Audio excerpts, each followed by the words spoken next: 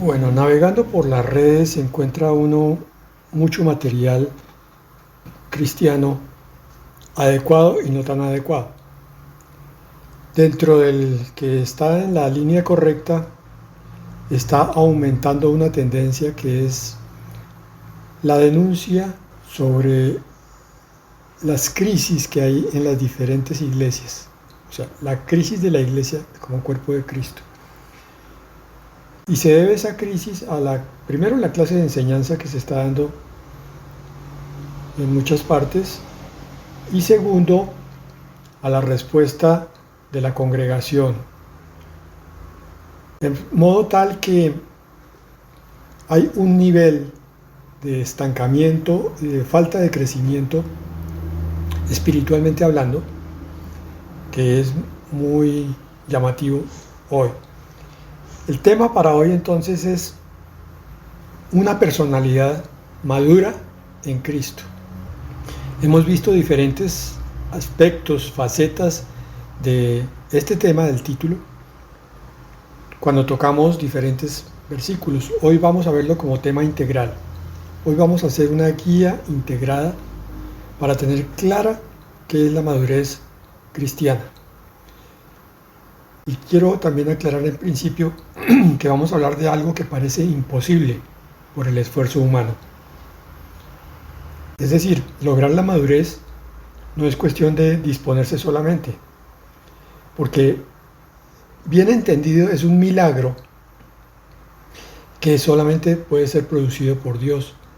Pero lo que parece no estar entendido es que nuestra aceptación y nuestro trabajo disciplinado son muy importantes como respuesta a ese milagro. A veces lo que no se entiende es que el milagro lo produce Dios y lo produce solamente cuando hay una adecuada relación con Él. Entonces, empecemos por la definición. Un ser maduro en Cristo es un individuo que está creciendo continuamente hacia la semejanza de Jesucristo. Aquí hay que hacer una aclaración desde ya que vamos a repetir probablemente más adelante. La madurez en Cristo no es una meta a la cual se llega un determinado día o fecha del calendario. La madurez no es una serie de requisitos que cuando se completen en la lista entonces ya se puede recibir el título de maduro. La madurez es un camino de cada día. Yo asumo el crecimiento de la madurez hoy, mañana tengo que volverlo a asumir y así sucesivamente cada día, porque crecer continuamente hacia la semejanza de Jesucristo está claro que no puede ser logrado en este mundo, pero no por eso vamos a contentarnos y a quedarnos estancados, porque hay que reflejar su carácter cada vez más en varios aspectos. En los pensamientos, ¿son nuestros pensamientos actualmente como los pensamientos del Hijo de Dios? ¿Como lo que está en la palabra de Dios? ¿Son nuestras palabras llenas de la integridad de esos pensamientos bíblicos? Y por consiguiente son nuestras acciones el resultado de las palabras y de los pensamientos de Cristo en nuestra vida. Aparte de eso, juntando las tres cosas, pensamientos, palabras y acciones, como del carácter de Cristo, entonces vivo con un propósito divino. Entiendo la grandeza del llamado de Dios para mi vida. El llamado no es solamente grande para determinadas personas y para otras no. El llamado hay que entenderlo. Si proviene de Dios es grandioso. Si Dios te llama a ti por nombre y que lo ha hecho, entonces tú tienes que comprender que el propósito de Dios para tu vida es grandioso, porque proviene de Dios, no proviene de tus planes, ni de siquiera del plan de la iglesia, es de Dios. Entonces, se vive en un propósito divino, en pensamientos, palabras y acciones de todos los días, para también impactar, sería la quinta cosa, positivamente a todos los que nos rodean, es decir, para bendecirlos, para ser instrumento de bendición. Entonces resumo, un ser maduro en Cristo es un individuo que está creciendo continuamente hacia la semejanza de Jesucristo, reflejando su carácter en pensamientos, palabras, acciones, mientras vive con un propósito divino e impacta positivamente a quienes le rodean. Efesios 4:13 dice: hasta que todos lleguemos a la unidad de la fe y del conocimiento del Hijo de Dios, a un varón perfecto, a la medida de la estatura de la plenitud de Cristo. Pero, ¿será posible lograr semejante medida tan alta, la estatura de la plenitud de Cristo? Entonces, como decíamos, si lo vemos como una meta, nunca la alcanzaremos. Por lo menos en esta tierra. Se alcanzará cuando se llegue a la gloria. Pero si la vemos como un camino, entonces estamos caminando en madurez cada día, cuando nuestro propósito es ser más y más semejantes a Cristo. Eso nos quita una tremenda carga, una cadena incluso que podemos formar por un mal concepto. La madurez es ese estado que debiera haber alcanzado hoy, porque hoy lo alcancé. Mañana existe otro estado que debo alcanzar mañana. Y así. Entonces cada día voy creciendo porque voy entendiendo cómo el poder de Dios se va desarrollando en mí. No olvidemos durante todo este tema que la acción la produce es Dios, pero que necesita nuestra respuesta voluntaria a ese poder. Tenemos que hacer unas aclaraciones importantes entonces sobre lo que no es la madurez cristiana. No es perfección sin pecado. Por lo menos perfección como la entendemos nosotros en el mundo occidental. Ausencia de toda falla, de toda debilidad y ni un solo pecado. No, eso no es bíblico. Esto implica reconocimiento honesto de nuestras limitaciones. Pero yo puedo ser maduro a pesar de mis limitaciones, porque las estoy trabajando para que mañana estén en un grado menor. Por consiguiente, se requiere un arrepentimiento genuino, sincero, cuando se falla, cuando se cae. Y por tanto, entonces, repito, depende constantemente de la gracia de Dios. La madurez cristiana no depende de la edad cronológica o la experiencia, es decir, no se basa en los años de vida. A veces, cierto tipo de creyentes alcanzan una madurez muy rápida después de haber conocido al Señor a los pocos años. Entonces hablamos de que a los 25, 28 años ya están listos incluso para ser pastores. Pero por otro lado vemos individuos de mucha más edad que se siguen comportando como niños y adolescentes espirituales. Porque no depende tampoco del tiempo de vida cristiana. Es que yo llevo 20 años, ¿y qué? Puede que el que lleve 5 esté mucho más adelantado que tú, hermano. No se mide por la posición eclesiástica. No necesariamente el pastor es más maduro que toda la iglesia. Probablemente allá escondido, allá anónimo incluso, puede haber un creyente completamente entregado que avergonzaría al pastor.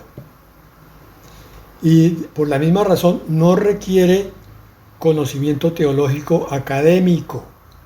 Requiere conocimiento de la palabra, pero no es porque haya hecho muchos cursos y tenga muchos diplomas colgados en la pared de institutos bíblicos certificados y conocidos o no conocidos. Entonces puede decir: yo me gradué de tal cosa y de tal otra y de tal otra, pero la madurez no se ve por ninguna parte. Lo que sí es la madurez cristiana, primero, es una transformación progresiva, porque es un cambio continuo hacia la semejanza de Cristo. Estoy repitiendo lo que dije hace unos minutos. La madurez cristiana sí es un desarrollo constante del fruto del Espíritu. ¿Recuerdan los 9 componentes del fruto? Amor, gozo, paz, paciencia, etcétera, que ustedes ya se lo saben de memoria. Cada aspecto de ese fruto va creciendo. Cada vez hay más amor, más paciencia, más autodominio, más fe, porque estoy detrás, en las pisadas de Cristo, estoy lleno de Cristo y Él es mi modelo en todo. La madurez cristiana sí es crecimiento en sabiduría y discernimiento. A propósito de esto, vamos a ver que más adelante se repiten algunos de estos conceptos, pero son necesarios así en su repetición para que nos queden completamente claros. Es crecimiento en sabiduría y discernimiento. No es posible que un creyente, después de determinado tiempo normal, todavía no sepa decidir lo que está bien, lo que está mal, y no sepa discernir dónde están las cosas adecuadas y las que no lo son.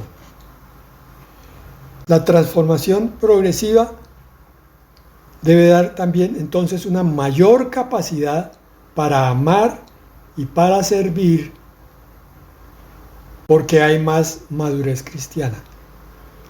El amor y el servicio son los resultados, es prácticamente el nombre genérico de las obras como resultado de la fe salvadora.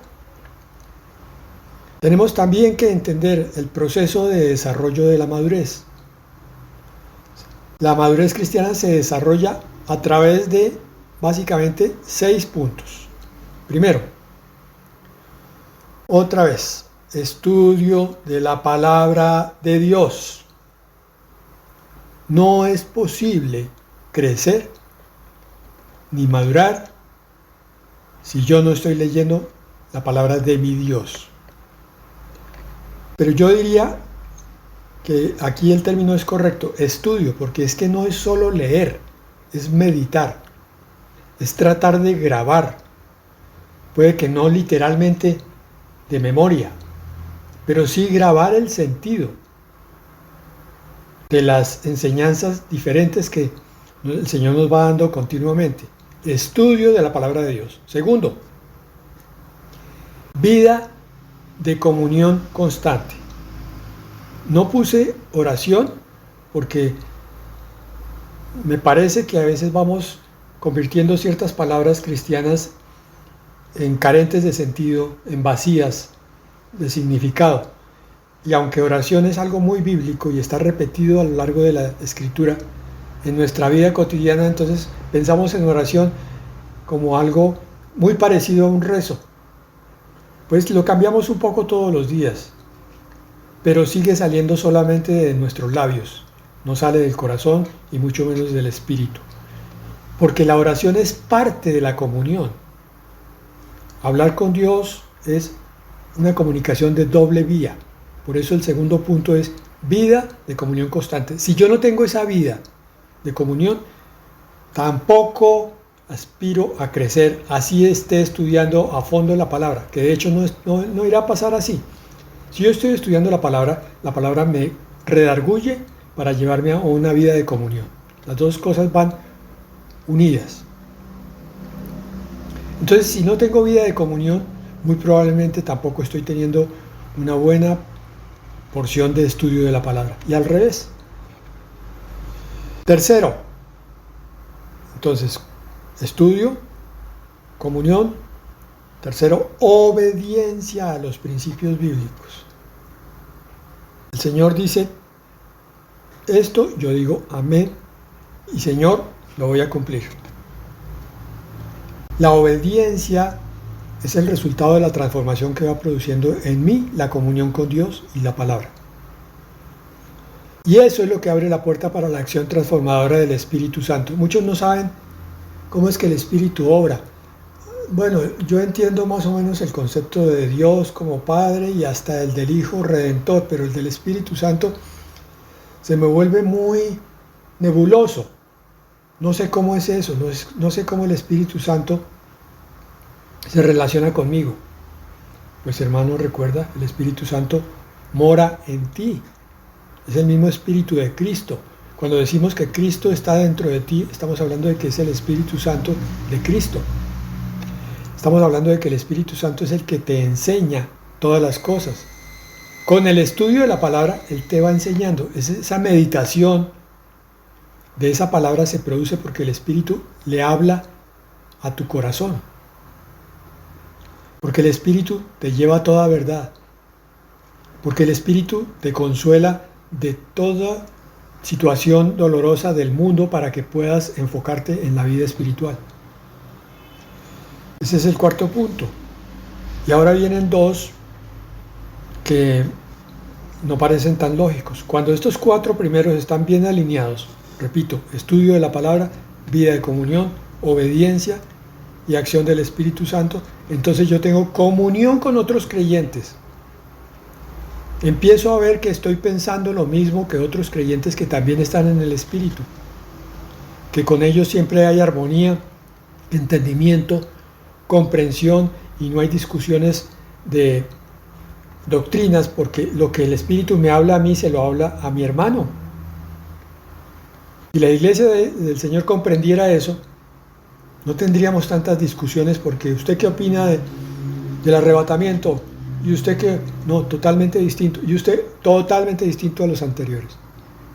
No hay comunión, porque no hay operancia del Espíritu, porque no se están siguiendo los principios básicos.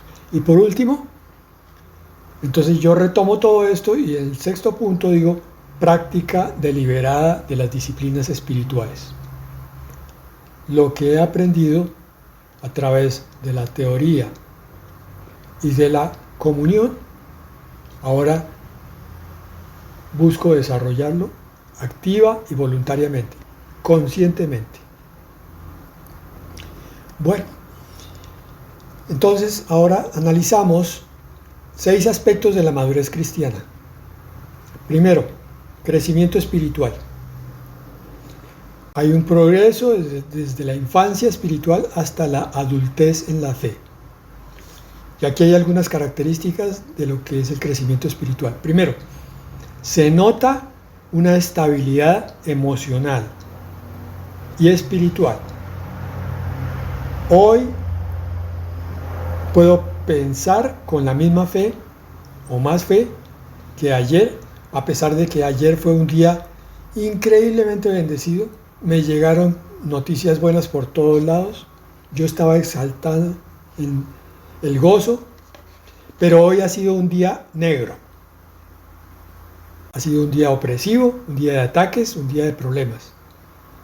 Pero mi comportamiento es el mismo. Yo no decaigo porque ya estoy estable emocionalmente. Ya no me guío por la vista, sino por la fe. Camino por fe todos los días. Como crecimiento espiritual, pues ya vimos, hay capacidad de discernimiento bíblico. Entonces yo puedo entender que la relación con esta persona no me hace crecer. Entonces muy caballerosamente, con mucha misericordia, me aparto de esa persona o la trato a distancia. No me involucro con ella. Pero con esta otra siento que me estimula a crecer, entonces procuro fortalecer los lazos. Puedo discernir un libro bueno de un libro malo. Puedo discernir una película en televisión que es mejor apagar. En cambio, otra puede aportarme puntos positivos aunque no sea necesariamente cristiana. Por tanto, mis decisiones están basadas en principios cristianos, es decir, en principios bíblicos. ¿Ven la importancia del estudio de la palabra? ¿Cómo voy a discernir? ¿Cómo voy a tomar decisiones si no sé cuáles son las bases bíblicas? Y esto hace que mi crecimiento se convierta en bendición y por tanto en habilidad para enseñar y guiar a otros, empezando por los de mi propia casa. Primera de Corintios 13:11 dice: cuando yo era niño, hablaba como niño, pensaba como niño, juzgaba como niño, mas cuando ya fui hombre, dejé lo que era de niño. No puede ser que haya una comunidad cristiana que se comporta como niño, bueno, de pronto un poquito más allá, como adolescente, pero nunca como adulto. No puede ser. Ya debieran haber dejado atrás muchas cosas. Por eso dice, debiendo ser ya maestros por el tiempo transcurrido. Nuevamente es necesario que se les enseñe los principios de la leche cristiana, el sentido de la palabra, para lo que le pasaba al autor de Hebreos con respecto a la iglesia y tantas veces a Pablo exhortando a las iglesias para que maduraran, a los Gálatas, a los Corintios. Otro aspecto de la madurez cristiana es el carácter cristocéntrico, como segundo punto. El carácter refleja consistentemente las virtudes de Cristo. Entonces, esa persona tiene una integridad moral inquebrantable. Es una persona a la cual se le puede confiar dinero, un secreto, se le puede confiar una propiedad, se le puede confiar que enseñe la palabra, porque sabemos que siempre va a responder en forma íntegra. Es lo mismo por fuera que por dentro. Su pensamiento, sus sentimientos, su palabra, sus acciones, todas están encaminadas en una sola vía. No tiene doblez, no tiene hipocresía. Tiene también amor sacrificial hacia otros. No está pensando en su comodidad continuamente, sino puede sacrificar de sí mismo su tiempo, lo que sea, comodidad, para ayudar a otros. Tiene una humildad auténtica. Reconoce a Dios como el autor de todas las cosas y reconoce a los hermanos como superiores a sí mismo. Y también, por consiguiente, tiene dominio propio en todas las circunstancias. Es una persona que se sabe controlar, no se deja llevar por impulsos. Mateo 5:48 dice: sed pues vosotros perfectos, como vuestro Padre que está en los cielos es perfecto. Sí, la medida es muy alta, altísima, ¿no? Está hablando de la semejanza de Cristo y la perfección de Dios Padre. Altísimo. ¿Cómo se va a lograr esto si es que no estamos conectados con el Dios de los cielos? Él tiene que ver en nosotros la aptitud y la actitud para producir el milagro. Tercero, relaciones saludables. Esta persona mantiene relaciones edificantes fundamentadas en el amor. Tiene una capacidad de perdón genuino. No solamente de palabra, él perdona de todo corazón. Tiene una habilidad para resolver conflictos siempre constructivamente. Si se forma el caos, él es el pacificador, el que siembra la paz siempre. Tiene un compromiso con la unidad del cuerpo de Cristo. Por la misma razón, trata de mantener todo armónico, todo unido. Nunca siembra cizaña, ni división, ni crítica, ni nada. Y hace un servicio desinteresado hacia los demás, hacia los otros. Primera de Pedro 4:8 dice: y ante todo, tened entre vosotros ferviente amor, porque el amor cubrirá multitud de pecados. Pues hay varios signos de madurez. Hemos dicho que el gozo es uno, pero el amor tal vez es el mayor de todos. Cuando una persona es madura, empieza a buscar a quién bendecir, a quién servir, a quién ayudar. Cuarto aspecto del crecimiento, sabiduría divina. Un aspecto bastante descuidado. en nuestras iglesias, porque pareciera ser que el síndrome es más bien: pastor, por favor, mastique usted y rumie el pasto de la enseñanza, y cuando ya esté bien masticado, que ya no haya mayor trabajo que hacer, entonces sí nos lo pasa, nos lo da. Pero eso no es así, hermanos. El pastor es apenas una guía, es un orientador, pero cada oveja tiene que dedicarse a estudiar por su propia cuenta, a meditar lo que el pastor le enseñó, pero también lo que en su devocional, en su encuentro con Dios, aprende, lo estudia y lo profundiza. La sabiduría de Dios es para aplicarla en todas las áreas de la vida. Se caracteriza por discernimiento entre lo correcto e incorrecto. Dije que algunas cosas se iban a repetir, pero esto es necesario. Ay, hermanos, a veces me pregunto si yo hablo en forma un poco negativa, pero es que es la verdad. Créanme que me encuentro con tanta frecuencia con hermanos cristianos que a veces no saben discernir lo que es bueno de lo que es malo. Toman decisiones absolutamente equivocadas y erradas, aunque los principios bíblicos son claros. Por ejemplo, una pareja cristiana que está en crisis, en vez de seguir el entendimiento de que Dios es todopoderoso y puede arreglar cualquier problema, deciden separarse. No hablo de momentáneamente, estoy hablando de forma definitiva.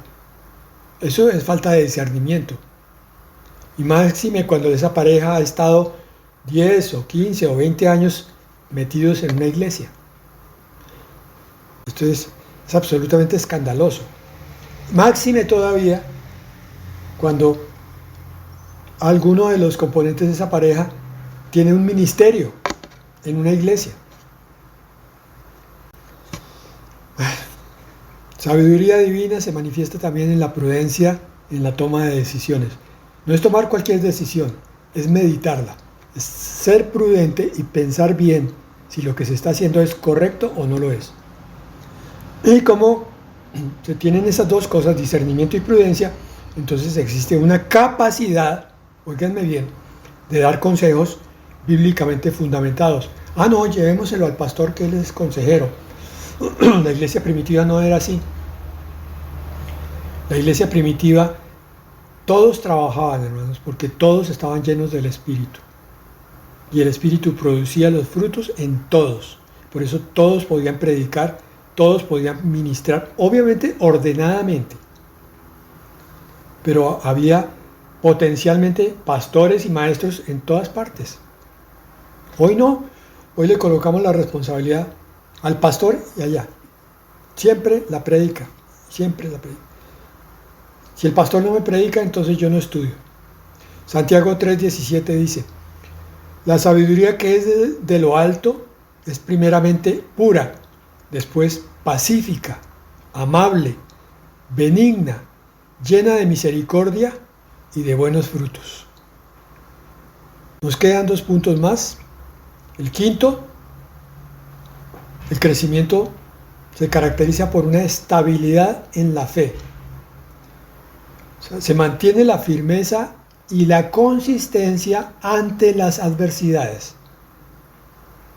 Hay resistencia ante las dificultades, y con eso quiero decir que cuando llega el momento difícil, uno está parado sobre la roca y puede resistir el ataque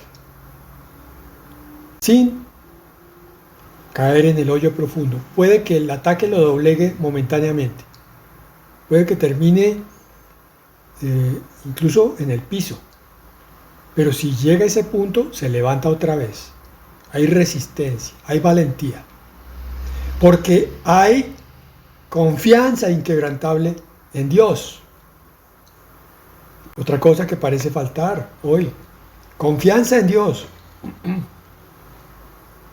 Hermano, ¿usted cree que Dios lo puede sanar? Ay, pastor, pues sí. Hágale a ver si de pronto resulta. Hermano, ¿usted cree que Dios le puede resolver ese problema de familia? Ay, pastor, la verdad es que está tan difícil la situación allá adentro que usted no se imagina. Es que usted no ha estado allá. Hermano, yo no he estado allá, pero Dios sí está. Por consiguiente, también hay estabilidad emocional basada en verdades bíblicas. Lo vimos antes. Yo estoy tan lleno del poder del Espíritu Santo. Estoy tan convencido del Dios en el que he creído que mis emociones puede que bajen, puede que me sienta medio apaleado, pero nunca derrotado, no deprimido, tanto que tenga que terminar tomando antidepresivos, sino que de pasado el golpe momentáneo, que me duran unas pocas horas o unos pocos días, unas pocas semanas, siento como el Señor vuelve y me levanta. Y me levanta más fortalecido que antes, porque estoy basado en verdades bíblicas. Y la palabra de Dios se cumple porque se cumple. Pero para eso necesito confiar. Por tanto, también en esa estabilidad de la fe, mantengo perseverancia en los propósitos divinos. Hermanos, no importa si la iglesia no está creciendo, a pesar de que todos los pastores alrededor digan que tiene que crecer. No importa si los que están adentro están fortalecidos, ya vendrá el momento del crecimiento. Lo importante es que el cuerpo de Cristo esté firme, esté fuerte.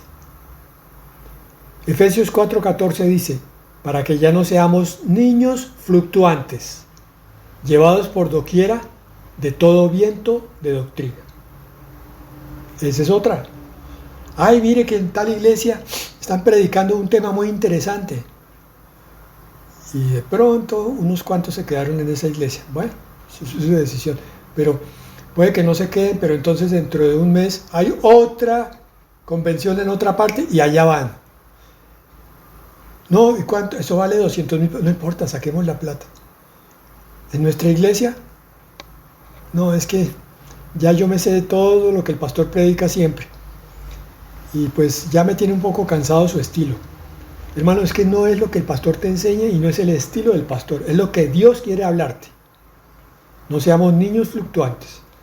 Tu iglesia no es solamente para recibir alimento, tu iglesia es para trabajar en ella. Es el cuerpo de Cristo, así como la mano derecha ayuda a la izquierda. Y el último aspecto de crecimiento es el propósito divino, muy importante, y a raíz de algunas cosas que hemos estado viendo sobre cómo Dios nos llama.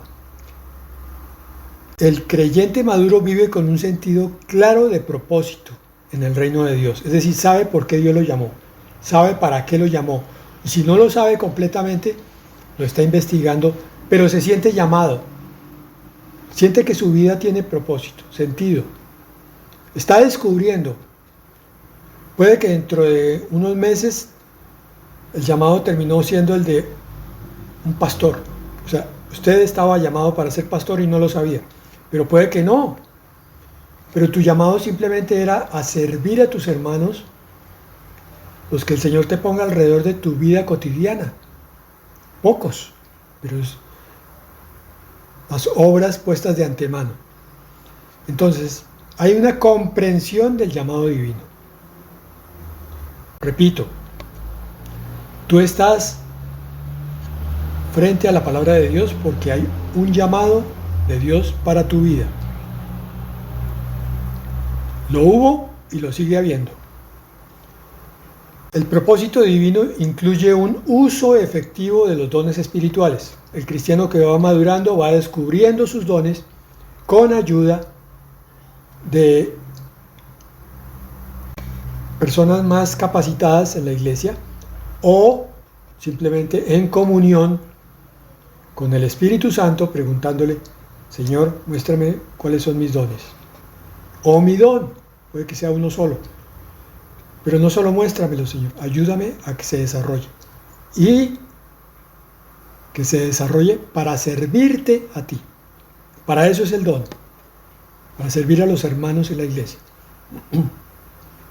Como está claro el propósito divino, entonces hay una participación activa en la misión de la iglesia. La iglesia no es solamente un sermón, la iglesia son muchas cosas. Por tanto, cada miembro tiene su función, hay que descubrirlo.